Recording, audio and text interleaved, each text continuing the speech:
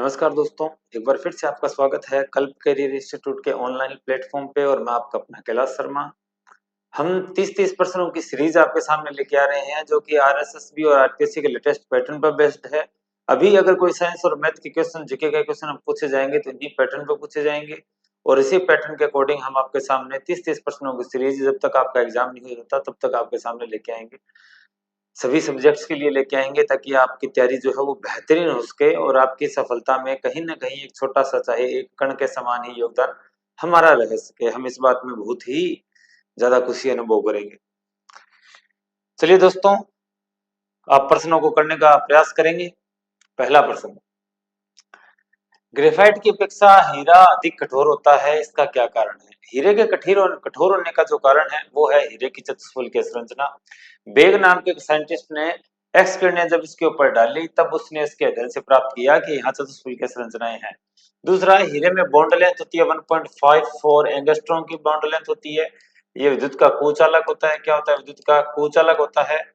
और साथ में कार्बन जो है इसका sp3 संकरित होता है। किस तरह का संकरण होता है कार्बन पे? sp3 का संकरण होता है। ग्रेफाइट में विल परतें एक साथ आयोजित रहती है। ग्रेफाइट में विल परतें होती है, षटकोणीय परतें होती है। इस तरह ये ऊपर अरेंज रहती है, उसी तरह षटकोणीय परतें नीचे रहती है और यहाँ ये नीचे रहती है। यहाँ ये जो जुड़ी होती है परतें, ये वास्तव में वांडरवाल बंधों के द्वारा जुड़ी होती है। किनके द्वारा जुड़ी होती है? वांडरवाल बंध। वांडरवाल बंध का एक प्रकार है, इससे जुड़ी होती है। कार्बन कार्बन के बीच में सहसंयोजक बंध होता है। यहाँ इनके बॉन्ड के बीच की जो लेंथ है ये 3.35 एंगस्ट्रॉम होती है, ये ध्यान रखेंगे हम। और ग्रेफाइट में कार्बन और कार्बन के बीच की जो बॉन्ड लेंथ है वो 1.42 एंगस्ट्रॉम होती है। और कार्बन जो है वो sp2 संग्रहित होता है। किस तरह का संकरण होता है? sp2 संकरण होता है और विद्युत का चालक होता है। कौन सा उष्मागतिकीय रूप से सर्वाधिक स्थायी होता है? उष्मागतिकीय रूप से सर्वाधिक स्थायी मिलेगा आपको ग्रेफाइट मिलेगा। क्या मिलेगा? ग्रेफाइट। ग्रेफाइट में विद्युत धारा का प्रवाह करवाया जा सकता है। कार्बन का कौन सा अपरूप जियोडेसिक गुंबद जैसे संरचना होता है? जियोडेसिक गुंबद बोले तो फुलरीन, बोले तो फुलरीन। इसका सही उत्तर क्या होगा? फुलरीन होगा। फुलरीन को बकमेस्टर फुलरीन ने खोजा था। हालांकि C50, C60, C70 ये सारे फुलरीन हैं, बट इनमें सबसे ज्यादा स्थायी जो है वो C60 है। कौन है? C60 है, सबसे ज्यादा स्थायी है। इसीलिए इसे बकमेस्टर फुलरीन भी कहते हैं। इसके अंदर वास्तव में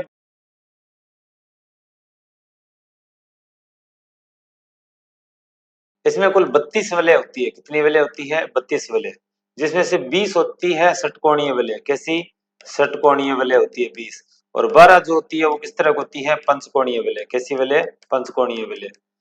फुलरीन के अंदर जो बॉन्ड लेंथ है वो आपको मिलेगी 1.40 एंगस्ट्रॉम। 1.40 एंगस्ट्रॉम मिलेगी। काफी ज्यादा इंपॉर्टेंट रहता है फुलरीन। ठीक है, हम बढ़ते हैं आगे। आपको इतनी चीजें याद रखनी है। नेक्स्ट क्वेश्चन, फ्रियोन 12 का क्या सूत्र है? फ्रियोन 12 का क्या सूत्र है? आपको पहले फ्रियोन के बारे में मालूम होना चाहिए। फ्रियोन जो है वो क्लोरोफ्लोरोकार्बन को कहते हैं। किनको कहते हैं? क्लोरोफ्लोरोकार्बन को कहते हैं। किसको कहते हैं? क्लोरोफ्लोरोकार्बन को कहते हैं। इसमें पहले तो इनको क्लोरोफ्लोरोकार्बन ही कहा जाता था, लेकिन बाद में इनका नाम फ्रियोन कर दिया गया। और फ्रियोन कर देने के बाद में इनका नामकरण रखा गया इस तरह XYZ। इसमें एक्स जो होता है वो कार्बन की संख्या होती है जिसमें से -1 करके लिखना होता है। हाइड्रोजन वाई जो है वो हाइड्रोजन की संख्या होती है जिसमें +1 करके लिखना होता है। और जेड जो है वो खुद किसकी संख्या है? फ्लोरीन की संख्या। किसकी संख्या? फ्लोरीन की संख्या। तो यहाँ लास्ट में फ्रियोन टू आया, इसका मतलब टू, तो इसमें दो तो क्या होंगे? फ्लोरीन होंगे। दो तो क्या होंगे? फ्लोरीन होंगे। 1 आया है इसकी जगह, हाइड्रोजन की जगह। इसका मतलब हाइड्रोजन तो है ही नहीं, हाइड्रोजन तो है ही नहीं, तभी तो +1 करके लिखा है, तभी तो क्या है? 1 आया है। अब क्या रह गया? एक्स रह गया। एक्स का मतलब कार्बन, कार्बन में से -1 किया गया, कार्बन तो है ही नहीं, इसका मतलब 0 हो गया। -1 एक ही कार्बन था, तो एक कार्बन के साथ 2 फ्लोरीन आ गए तो 2 क्या आएंगे? क्लोरीन आएंगे। इस तरह ये कार्बन की 4 वैलेंसी है, आपने 2 क्या ऐड कर दिए? फ्लोरीन ऐड कर दिए, तो पीछे क्या रह गए? 2 क्लोरीन रह गए। इसी तरह आप इनको जो है वो देख सकते हैं। काफी इंपॉर्टेंट है ये। इसी तरह अगर किसी का और का नाम पूछ लिया जाए, जैसे कि मैं एक एग्जांपल के तौर पर C2 F3Cl3 इस तरह का कोई कंपाउंड है, इसका नाम पूछ लिया जाए, तो आपको फ्रियोन लिखना है। फ्रियोन के बाद XYZ। एक्स जो है वो कार्बन की संख्या है, -1 करके 2 कार्बन है तो 1 आ जाएगा। एक्स जो वाई जो है वो हाइड्रोजन की संख्या है, +1 करके लिखनी होती है, तो हाइड्रोजन 0 है तो +1 करेंगे तो 1 हो जाएगा। और लास्ट में फ्लोरीन की संख्या है तो फ्लोरीन 3, तो फ्रीऑन 113। क्लोरोफ्लोरोकार्बन जो है ये ओजोन लेयर को नष्ट करने का कैसे काम करते हैं ये भी आप थोड़ा सा देख लो कि जो ओजोन है O3 है, ये सूर्य की जो किरणें आती है उनकी एनर्जी लेके O2 और नेसेंट ऑक्सीजन में कन्वर्ट होती रहती है और ये वापस इस तरह का चलता रहता है सिस्टम। लेकिन यहाँ क्या होगा, यहाँ जैसे कि ये CCl2 और F2 ये पर्यावरण में आया तो ये यहाँ क्या हो जाएगा, टूट जाएगा। टूटेगा कौन, कार्बन और क्लोरीन के बीच का बॉन्ड टूटेगा तो कार्बन बना लेगा मुक्त मूलक Cl और F2 और प्लस में क्लोरीन बना लेगा अपना मुक्त मूलक। अब ये क्लोरीन किसके पास जाएगा, क्लोरीन जाएगा ओजोन के पास, किसके पास, ओजोन के पास। वहां क्या बना लेगा ClO और प्लस में O2 मुक्त हो जाएगी। ठीक है, अब ये जो ClO है ये यहाँ ओजोन आपको दिखाई दे रहा होगा, ऑक्सीजन का नेसेंट परमाणु, ये नेसेंट के साथ मिलती है यानी कि O3 के साथ मिलती है एक तरह से, और यहाँ से ये ओजोन नेसेंट निकलेगा नवजात जो अतिरिक्त अभिक्रियाशील होता है ये ऑक्सीजन के साथ क्रिया करके क्लोरीन का मुक्त मूलक रह जाएगा और साथ में O2 निकल जाएगी, 2O2 निकल जाएगी। ये मुक्त मूलक वापस इसी तरह की रिएक्शन स्टार्ट कर देता है। तो ये चक्रीय अभिक्रियाएं यहाँ चलती रहती है, बार बार चलती रहती है और एक क्लोरीन का मुक्त मूलक लाखों ओजोन के अणुओं को नष्ट कर देता है। इस तरह ये क्या करता है, इसको नष्ट करने का कार्य करता है। चलिए दोस्तों आगे बढ़ते हैं। असंतृप्त हाइड्रोकार्बन एक उत्प्रेरक की उपस्थिति में हाइड्रोजन को जोड़कर संतृप्त हाइड्रोजन बनाने यह उत्प्रेरक होता है। ये वास्तव में विक्रिया जिससे विक्रिया की बात चल रही है, असंतृप्त हाइड्रोकार्बन यानी कि कार्बन कार्बन बीच डबल बॉन्ड यहाँ आ रही है। 10th क्लास का क्वेश्चन है दोस्तों, 10th क्लास में आया हुआ है, एज इट इज है, और ये LDC 23/10/2016 में आया हुआ भी है। जब आप इसकी विक्रिया करवाते हो निकल उत्प्रेरक की उपस्थिति में और यहाँ हाइड्रोजन देते हो तो डबल बॉन्ड सिंगल बॉन्ड में कन्वर्ट हो जाता है, डबल बॉन्ड सिंगल बॉन्ड में कन्वर्ट हो जाता है और यहाँ इस तरह बचता है। संकलन विक्रिया जुड़ता है, कुछ भी बाहर नहीं निकल रहा तो ये संकलन विक्रिया का प्रकार है, या फिर संकलन बोलो या फिर क्या बोलो, योगात्मक अभिक्रिया। कैसी अभिक्रिया, योगात्मक अभिक्रिया बोलो। ठीक है, ये है वनस्पति तेल, क्या है, वनस्पति तेल, और ये क्या है, वनस्पति घी। क्या है, वनस्पति घी। वनस्पति घी मतलब बोले तो डालडा, खाओ गगन रहो मगन। टेट्रा इथाइल लेड पेट्रोल में मिलाया जाता है। पेट्रोल में क्यों मिलाया जाता है ये आपको समझना पड़ेगा। टेट्रा इथाइल लेड इसलिए मिलाया जाता है, टेट्रा इथाइल, टेट्रा मतलब चार, इथाइल मतलब पहले एथेन बनाइए और उसमें से एक हाइड्रोजन निकाल दीजिए, क्या बन जाएगी, इथाइल बन जाएगा। क्या बन जाएगा, इथाइल। टेट्रा यानी कितने है, ये चार है, और कौन जुड़ा है साथ में, लेड। तो इसको मिलाया जाता है, क्यों मिलाया जाता है, इसलिए मिलाया जाता है ताकि जैसे मतलब पेट्रोल है, तो पेट्रोल की वाष्प जो है वो जल्दी आग पकड़ लेती है, तो इस तरह की संभावनाएं जो है वो कम हो, यानी कि एंटी नॉकिंग रेटिंग जो है वो बढ़ सके। अपस्फोटन रोधी यानी विस्फोट ना हो, इसमें खुद से विस्फोट ना हो, तो इस तरह की प्रक्रिया को कम करने के लिए इसका उपयोग किया जाता है। किसका, टीएल टेट्राइथाइल लेड का उपयोग किया जाता है। पेट्रोल में एथिलीन डाइब्रोमाइड, एथिलीन डाइब्रोमाइड क्यों मिलाया जाता है, एथिलीन डाइब्रोमाइड इसलिए मिलाया जाता है ताकि जब ये टेट्रा इथाइल लेड मिलाया जाता है, ये जो हमने लास्ट क्वेश्चन में देखा, टेट्रा इथाइल लेड जब मिलाया जाता है तो ये क्या करता है, इंजन के अंदर बहुत सारे लेड ऑक्साइड जैसी चीजें छोड़ देता है, जो खुद क्या करती है, अपस्फोटन रोधी मतलब अपस्फोटिंग मतलब बढ़ाती है, ये अपस्फोटन यानी विस्फोट को बढ़ाती है। तो इनको कम करने के लिए ये एथिलीन डाइब्रोमाइड जो है ये इस तरह के लेड ऑक्साइड जैसे कंपाउंड के साथ मिलके और क्या बना लेती है, वोलेटाइल कंपाउंड बना लेती है, वाष्प बनने वाले तो बाहर निकल जाते हैं। तो हम क्या कहेंगे, लेड ऑक्साइड के विलोपन में सहायता मिलती है। किसे मिलती है, लेड ऑक्साइड के विलोपन में सहायता मिलती है। एलपीजी के घटक हैं, एलपीजी देखो, एलपीजी जो है, एलपीजी के मुख्य घटक हैं कौन कौन है, ब्यूटेन, कौन, ब्यूटेन, और प्लस में आइसोब्यूटेन, प्लस में आइसोब्यूटेन, मेन तो ये घटक है। लेकिन इसके अलावा आपको ब्यूटेन की जगह कहीं प्रोपेन लिखा मिले तो वो भी आप देख लेना, सही होगा। तो यहाँ एक तो ब्यूटेन आ गया, एक कौन आ गया, प्रोपेन आ गया, आइसोब्यूटेन, ये तो 3 और 4, 3 और 4 2 नंबर में ये उत्तर अपना सही रहने वाला है। बढ़िया ढंग से करना पड़ेगा हमें। डाइक्लोरो डाइफ्लोरोमेथेन, ये आगे फ्रियोन। अब इसका अगर कोई नाम पूछ ले आपको क्या लिखेंगे, freon X Y Z. X मतलब कार्बन -1, कार्बन एक है, 1 - 1 0 हो गया। एक्स वाई की जगह हाइड्रोजन लिखना है, हाइड्रोजन +1, हाइड्रोजन एक भी नहीं है तो +1 कर दिया, प्लस हो गया। और 2 ये फ्रीऑन 12, ठीक है। को नष्ट करने की प्रक्रिया से मुक्त होती है, मुक्त क्लोरीन ही होती है। मैंने देखा, हमने बात की क्लोरीन और कार्बन, और क्लोरीन के बीच वो एनर्जी लेगा और वो बॉन्ड वहां से मुक्त होगा, मुक्त क्लोरीन ही होगी। सम्मिलित कीजिए, सम्मिलित करना है। सीएनजी, एलपीजी आ गया तो पहले एलपीजी को मिलाइए। अच्छा, वाटर गैस भी आ रखी है। वाटर गैस क्या होती है? वाटर गैस होती है CO प्लस H2, और इसकी जैसी एक गैस होती है जिसका नाम है प्रोड्यूसर गैस। कौन सी गैस है? Producer gas. प्रोड्यूसर गैस या प्रोड्यूसर गैस भी जिसको बोलते हैं, ये होती है CO प्लस N2। हालांकि कुछ अमाउंट में हाइड्रोजन यहाँ भी होती है। तो पहले वाटर गैस देखो, वाटर गैस है ये रही। नहीं नहीं नहीं नहीं, हमने गलत किया। Water gas carbon monoxide plus hydrogen, ये हाइड्रोजन प्लस कार्बन मोनोऑक्साइड यहाँ भी दे रखा है, लेकिन यहाँ मीथेन है। एलपीजी है तो एलपीजी हो गया ब्यूटेन और प्रोपेन। एलपीजी हो गया ब्यूटेन और प्रोपेन। कोल गैस में आ गया ये हाइड्रोजन और मीथेन कार्बन डाइऑक्साइड। एलपीजी में कौन रह गया? मीथेन और इथेन। एलपीजी में मुख्यतः सॉरी सीएनजी में मुख्यतः, सीएनजी में मुख्यतः क्या मिलेगी आपको? प्रोपेन ही सॉरी मीथेन मिलेगी। क्या मिलेगी? मीथेन ही मिलेगी, ध्यान रखना इस बात को। तो हम मिलाते हैं। एक नंबर के आगे क्या है? 3 नंबर। एक ए 3 नंबर के साथ, बी जो है वो कहाँ है? बी जो है एलपीजी, एलपीजी जो है वो ब्यूटेन प्रोपेन 2 नंबर के आगे, ठीक है। ये ठीक बैठ रहा है अभी तक। और 3 नंबर 4 नंबर ये, तीसरा उत्तर इसका एकदम सही होगा। तो ये काफी अच्छे क्वेश्चंस है, पजल कर देने वाले। सिली मिस्टेक्स मिस्टेक्स होती है, और मिस्टेक्स सिली मिस्टेक्स जो है वो आपकी एक्यूरेसी को कम करती है। वृक्षों से प्राप्त किए जाने वाले प्राकृतिक रबड़ की बुनियादी रासायनिक निर्माण ब्लॉक है, ये है आइसोप्रीन। क्या है? आइसोप्रीन। इसकी स्ट्रक्चर कुछ इस तरह होती है, CH2 CH3 CH double bond CH2, इस तरह की इसके स्ट्रक्चर आपको मिलेगी, ठीक है। इस तरह CH3।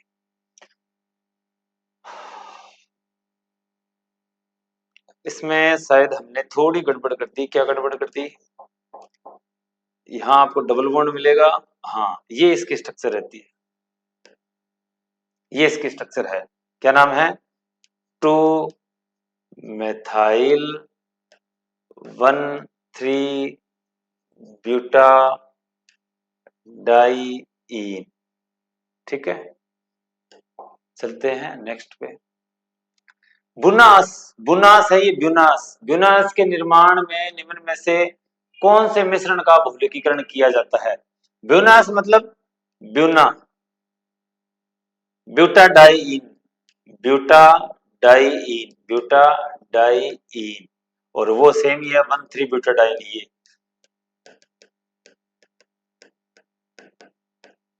ये 1,3 ब्यूटाडाइन। अगर यहाँ हमने क्या लगा दिया? एक CH3 लगा दिया तो वो आइसोप्रीन बन जाता है।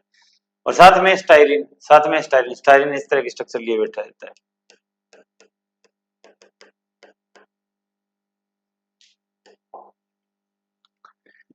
बर्तनों में नॉन स्टिक सतह के लिए प्रयुक्त होता है RPSCLDC 11/1/2014। काफी ठीक प्रश्न है, आसान है। तीसरा उत्तर इसका दे रखा है पहले से ही।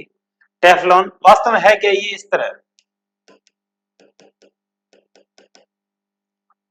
टेट्राफ्लोरोइथीन, क्या नाम है इसका? टेट्रा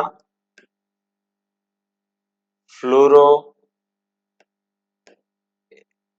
ईन आएगा। क्या आएगा? ईन, डबल बॉन्ड है ना। और जब इसका बहुलकीकरण करवाया जाता है तो इस तरह ये बना लेता है, इस तरह की अनगिनत स्ट्रक्चर एक साथ जुड़ती है, और ये टेफ्लॉन।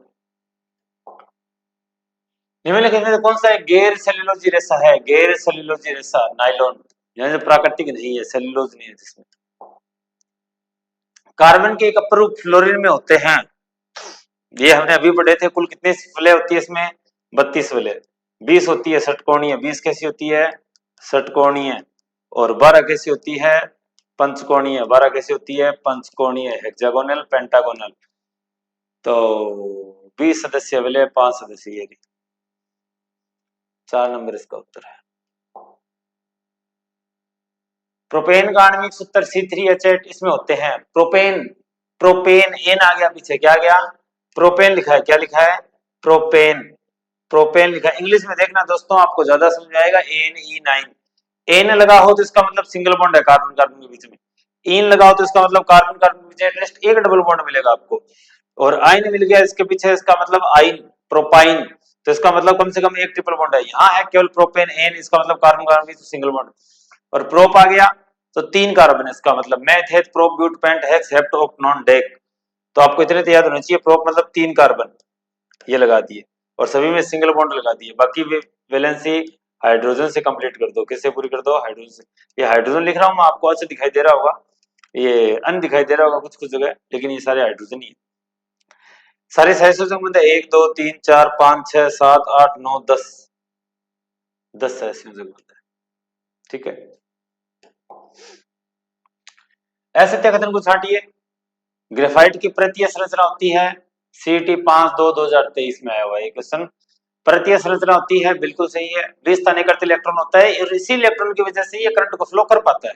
एक्सरे के रूप में इस्तेमाल किया जाता है, बिल्कुल लुब्रिकेंट्स के तौर पर इस्तेमाल किया जाता है। विद्युत प्रवाहित नहीं करता, गलत है, विद्युत प्रवाहित करता है। ग्रेफाइट को इलेक्ट्रिक आर्क द्वारा एक्रिय गैस की उपस्थिति में गर्म करने में क्या बनता है? फ्लोरीन बनता है। अच्छी तरह याद रख लेना, ये फ्लोरीन बनता है इलेक्ट्रिक आर्क की उपस्थिति में, उसकी सहायता से गर्म करने पर। भोजन बनाते समय बर्तन की तली बाहर से काली होना क्या दर्शाता है? 23/10/2016 RPCLDC। यह है कि ईंधन पूरी तरह से नहीं जल रहा, ईंधन पूरी तरह से नहीं जल रहा। इसका क्या मतलब है ईंधन पूरी तरह से नहीं जल रहा? इसका मतलब जितना भी जो कार्बन आ रहा है उसको प्रॉपर अमाउंट के अंदर ऑक्सीजन नहीं मिल पा रही है, इस वजह से वो क्या नहीं फॉर्म कर रहा? CO2 फॉर्म नहीं कर रहा। तो सीधा कार्बन बाहर निकल रहा है, तो कार्बन ठोस रूप में अगर बाहर निकल रहा है तो ये बर्तन पे जम जाता है, और कार्बन किस रंग का होता है? काला रंग का होता है, इसलिए बर्तन पर काली का जमना स्टार्ट हो जाती है। उच्च ऑक्टेन ईंधनों के उत्पादन में उत्प्रेरक के रूप में निम्नलिखित में से किसका प्रयोग किया जाता है? उच्च ऑक्टेन। उच्च ऑक्टेन, उच्च ऑक्टेन का क्या मतलब है?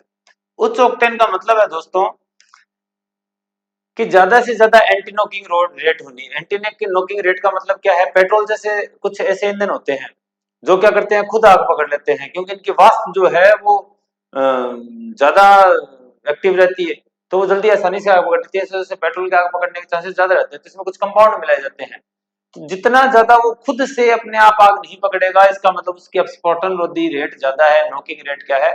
बहुत ज्यादा है, एंटी नॉकिंग रेट, सॉरी। तो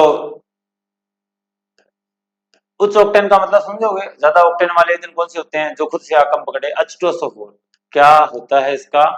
H2SO4। इसमें उत्प्रेरक के तौर पर किसका इस्तेमाल करते हैं? H2SO4 का करते हैं। क्लोरोफ्लोरोकार्बन के विषय में निम्न में से तथ्य सही नहीं है। वाष्पशील कार्बनिक यौगिक है। फ्रियोन कहते हैं। वायुमंडल में ओजोन परत की सुरक्षा करते हैं। कर ली, ये तो खराब करते हैं, शीतलन उद्योग में होता है।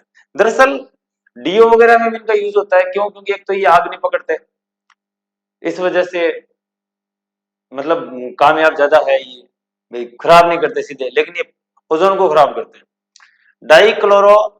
डाइफ्लोरोमीथेन द्वारा ओजोन को नष्ट करने की प्रक्रिया से मुक्त होती है। क्लोरीन मुक्त होगी। कौन मुक्त होगी? क्लोरीन। संपीड़ित प्राकृतिक गैस का मुख्य घटक है मीथेन। उत्तर नंबर 1 अभी बता चुका हूं आपको। प्राकृतिक रबड़ किसका बहुलक है? आइसोप्रीन का। किसका? आइसोप्रीन का। और अभी हमने स्ट्रक्चर बनाई थी।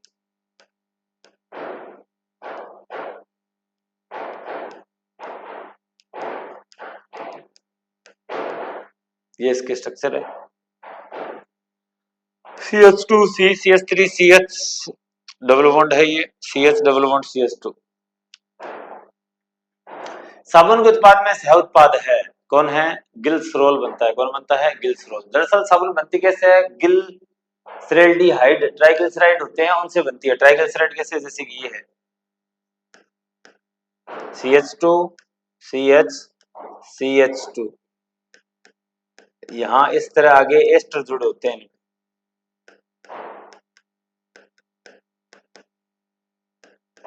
इन्हें बोलते हैं ट्राइग्लिसराइड। क्या बोलते हैं? ट्राई, हिंदी में लिख देता हूं मैं, गिल्सराइड, ट्राइग्लिसराइड। और इनकी रिएक्शन कर जाती है KOH के साथ या अन्य OH के साथ, या फिर अन्य OH के साथ। तो क्या बनाते हैं ये? यहां से जो O है इसके साथ या फिर तो आप K मिला दो, या फिर इसकी जगह इसको हटा के यहाँ इसकी जगह OH मिला दो, जैसे कि देखो CH2 CH CH2, यहाँ लग गया O, यहाँ O, यहाँ O। अब इनका जो ये O लग रहा है, दरअसल देखो क्या कहानी क्या है कि ये अगर यहां से लगोगा तो यहाँ पॉजिटिव आएगा, यहाँ नेगेटिव आएगा, यहाँ पॉजिटिव, यहाँ नेगेटिव, यहाँ पॉजिटिव, यहाँ नेगेटिव। तो नेगेटिव वाले पे कौन आ जाएगा? पॉजिटिव वाला के आ जाएगा, और उसकी तरफ कौन जुड़ जाएगा? OH जुड़ जाएगा। कौन जुड़ जाएगा? OH जुड़ जाएगा। तो ये तो हो गया गिल्स रोल। क्या हो गया? Gills role. बट साबुन क्या हुई? साबुन में अभी आपको बना के बताता हूँ। साबुन इस तरह हो जाएगी फिर CH2, ये सॉरी R, ये गलत है, ये नहीं लिखना, R C double bond O, इस तरह O यहाँ तक आ गया, और इसके आगे कौन लग गया? K, या फिर इसकी जगह कौन आ गया? सोडियम।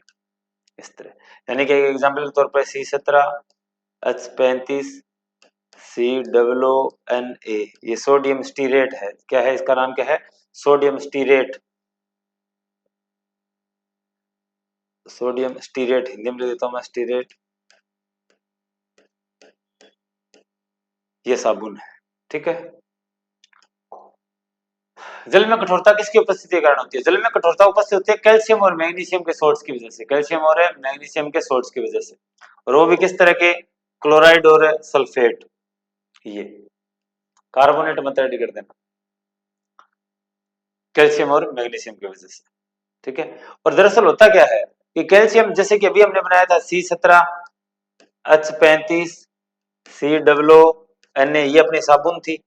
अब अगर ये रिएक्शन करते हैं क्लोरीन के, इसके कैल्शियम या मैग्नीशियम के सोल्ट्स के साथ, क्लोराइड के साथ, मान लिया कि CaCl2 के साथ रिएक्ट कर रहे हैं, या फिर MgCl2 मैग्नीशियम क्लोराइड के साथ रिएक्ट कर रहे हैं, तो क्या बनाएंगे? C17H35 COO2Ca, या फिर इसकी जगह क्या जाएगा? Mg। ये दोनों ही क्या बनाते हैं? व्हाइट पीपीटी बनाते हैं। क्या बनाते हैं? White PPT. घुलते नहीं है जल में, इस वजह से साबुन जो है वो जल में कामयाब, कठोर जल में कामयाब नहीं है। एथेन जिसका आणविक सूत्र C2H6 है, एथेन C2, एथेन N आ गया लास्ट में, क्या आ गया? N। आपको इंग्लिश में लिखा मिलेगा ETHANE। अगर आप इंग्लिश में समझ नहीं आता तो आप N पकड़ लेना पीछे वाला। तो दो कार्बन के बीच में सिंगल सिंगल बॉन्ड है, बाकी वैलेंसी हाइड्रोजन से पूरी है।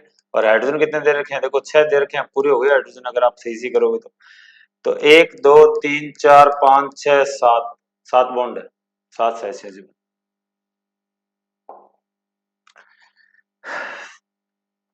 IUPAC नाम पूछा है इसका, तो आयन दे रखा है सभी में, कहीं भी डबल बॉन्ड नहीं है। देखो इसमें यहाँ आयन दे रखा है,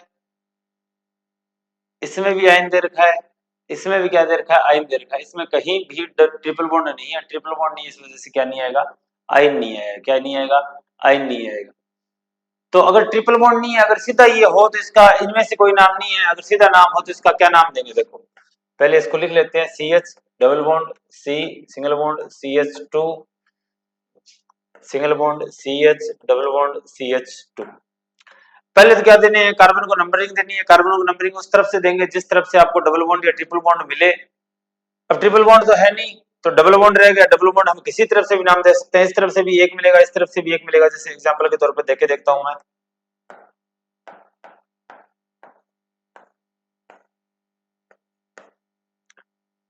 यहाँ इस कार्बन के साथ एक हाइड्रोजन है, उसको आप मत दिखाना चाहिए, चल जाएगा काम, ठीक है। दोनों में किसी तरफ भी नहीं है, स्ट्रक्चर नहीं हो रही, किसी भी तरफ से स्टार्ट कर लो, आपको डबल बॉन्ड को एक ही मिल रहा है। तो उसके बाद तो कोई और प्रतिस्थापी समूह भी नहीं है, कोई एक्स्ट्रा कोई एल्काइल ग्रुप भी ऐड नहीं है, तो बहुत आसान सा नाम हो जाएगा इसका, कुछ भी बताना नहीं है इसमें। तो मेथ एथ प्रो ब्यूट पेंट पेंट। और अच्छा इस तरफ से स्टार्ट करो तब भी 1 और 5 पे डबल बॉन्ड है, इस तरफ से स्टार्ट करो, सॉरी इस तरफ से स्टार्ट करो तो 1 और 4 पे डबल बॉन्ड है, इस तरफ से स्टार्ट करो तो 1 और 4 पे डबल बॉन्ड है। तो पेंट 1 4 डाई इन, पेंट 1 4 डाई इन। आपके समझ में आ गया होगा ना? नेक्स्ट देखते हैं, निम्नलिखित में से कौन सा यौगिक एल्किन श्रेणी का समजातीय श्रेणी सदस्य नहीं, यानी एल्किन का सदस्य नहीं है। एल्किन का क्या फॉर्मूला होता है? एक तो थी एल्किन,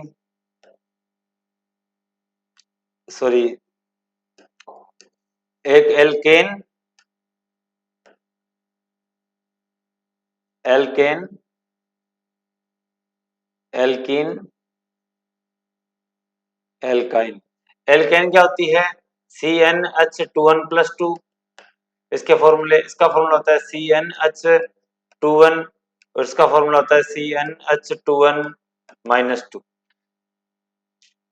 तो इसमें तो सही 4 दुए 8, ये 4 और 8 ये सही दिखाई दे रहा है, ये 4 और 8 है, 4 दुए 8, इसका मतलब दुगना है, तो ये तो एल्कीन होगी, क्या होगी? एल्कीन।